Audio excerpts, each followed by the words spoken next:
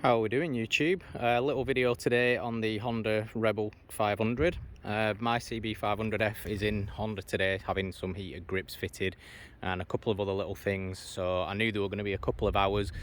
So I just asked, have you got any courtesy bikes available? They had a few. And yeah, this was one of them. And I thought, you know what? I quite fancy a little try on that. So yeah, I've got this for a few hours. And you know what, it's actually really surprised me. I've liked it a lot more than I thought I would have, because I'm not really a fan of cruiser type bikes. I had one for a short period of time as a 125 when I was on my old plates, and I really didn't like the position. I got rid of it within like 2 weeks, I think. But yeah, I'll just quickly run through some specs with you and tell you what it's about. I ain't going to be brilliant at this, so just bear with me. So you've got Nissin brakes. I'm going to assume that front brake's probably the same as what's on the 500X and the F, although the ABS ring does look a little bit different. The tyre is quite a chunky one on the front. It's a 130/90/16, so only a small wheel, a 16-inch wheel, but as you can see, that tyre's got quite some size to it, and it does soak up the bumps quite well. Yeah, it's a Dunlop tyre. Did all right as well. It gripped quite well where it needed to. The rear, I can't find the size, but I'm going to assume it's a 160 on maybe another 16-inch wheel. It doesn't look like a 17. The rear brake, again, Nissin. The rear brake was quite poor actually compared to my CB 500F. Really wasn't a fan of that rear brake. The exhaust sounds okay. I think because the CBR 500R, the CB 500F and the CB 500X have that dual outlet exhaust, it has like a few pops and bangs which sound a bit better than this one. But one good thing with this, what I've seen some people do, you can take that take the end can off, and there's some quite cheap fittings that go onto the end of there that are a lot cheaper than the options for the other bikes, and it looks good on this bike as well. Seating position, in fact, sorry, I keep going through the specs. Seat, big selling point of this bike. That seat is so comfortable, honest to God. It's so soft and squishy, and obviously the suspension's going to do its work at the back, but whenever you do go over a bump, like, you just feel your backside sink into that. That's so good.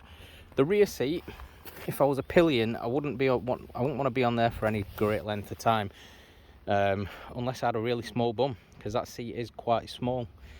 Yeah, the dash, nothing to write home about. There's not as much information on there all at one time anyways. The 500F here, you've basically got your trip meter or your average miles per gallon and stuff. Obviously on the F and the other models you have it all at the same time, and you can pick and choose. The mirrors, although small, are quite far apart, so they do the job quite well. Switch gears, all pretty standard. It is different to the 500F and the others.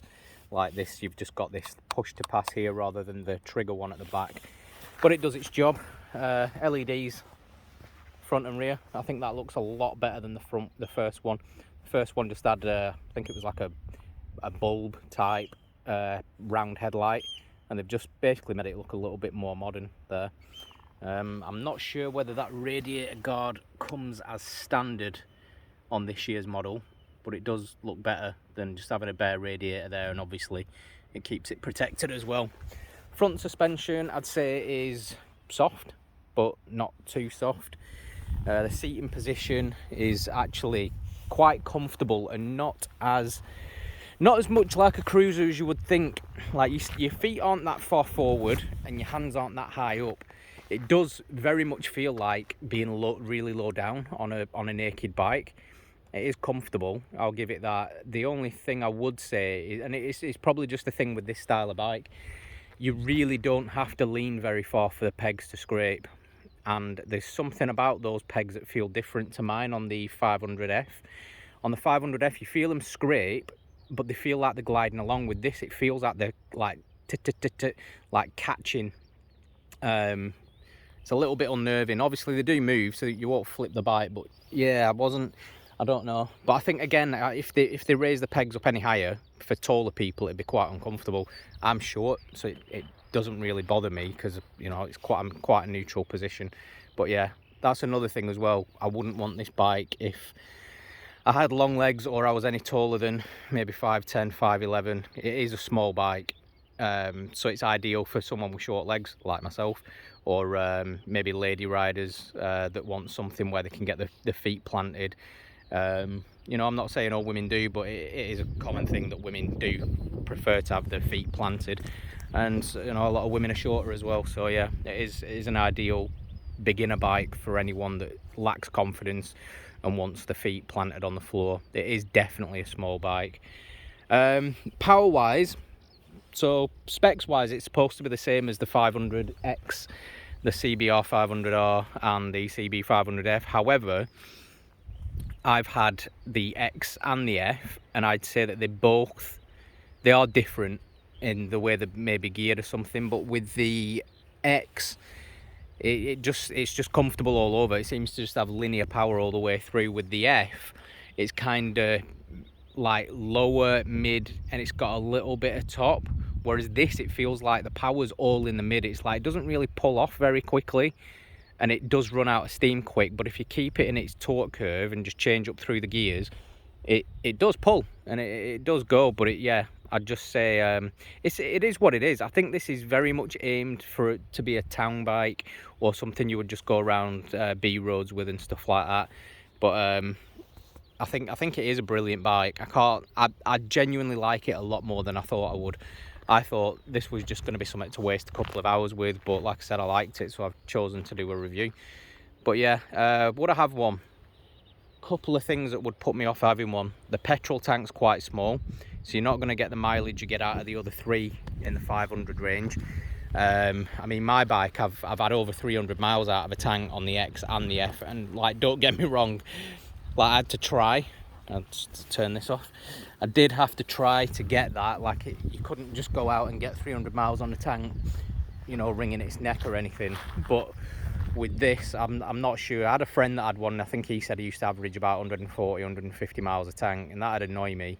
I like to be able to go to the petrol station as little as possible, really, especially with the prices at the minute. I like to just fill it up and think, right, I've got over 200 miles or whatever. Like, my bike usually like 240, 250 miles average, and even that's with some like spirited riding. But yeah, that had put me off. The other thing, again, the pegs, and but other than that, I don't know. I genuinely think I would have one as a spare bike if I could afford it, because they have that feeling that a Grom gives you, or a Monkey. Like, it's a fun bike. And yeah, as long as you don't plan on going majorly far with it, or you don't mind stopping for fuel, then it's a great bike. And I've seen some of the modifications you can do to these to make them your own unreal. Like, you can get rid of that back mudguard and turn it into a bobber style. You know, obviously you'd have to put a new rear light on and stuff like that. I've seen all sorts done to these, but if there was one thing I could do, and it would probably encourage me to get one, is have a 17-inch wheel on the front with a 120 tyre, and they've done that with the 1000, with the 1100 that has the Africa Twin engine. So I don't understand why they've not done it on this one, to be fair. It doesn't make sense. But yeah, I really like it, and like I said, I probably would have one if it weren't for just a couple of things. But yeah, so yeah, as I said, if you know, if you're in the Lancashire area, Blackpool Honda have this one. It's a demo bike. You know, just pop in, show them your license, ask them to take it out, and see what you think for yourself. Or if there's a, you know, showroom nearer to you, go and do that. But yeah, I would, if you're thinking of getting a bike in the 500 range, don't just rule this one out, because I think if I'd have test ridden this one, I might have got it. But yeah, it's only because I've got used to the others. But yeah, anyway, thank you for watching. As usual, any questions, anything like that, don't be afraid to drop a comment in the comments section. If you're not subscribed, please subscribe. I'm trying to grow my channel. And yeah, that's it. Thank you. Cheers. Ride safe.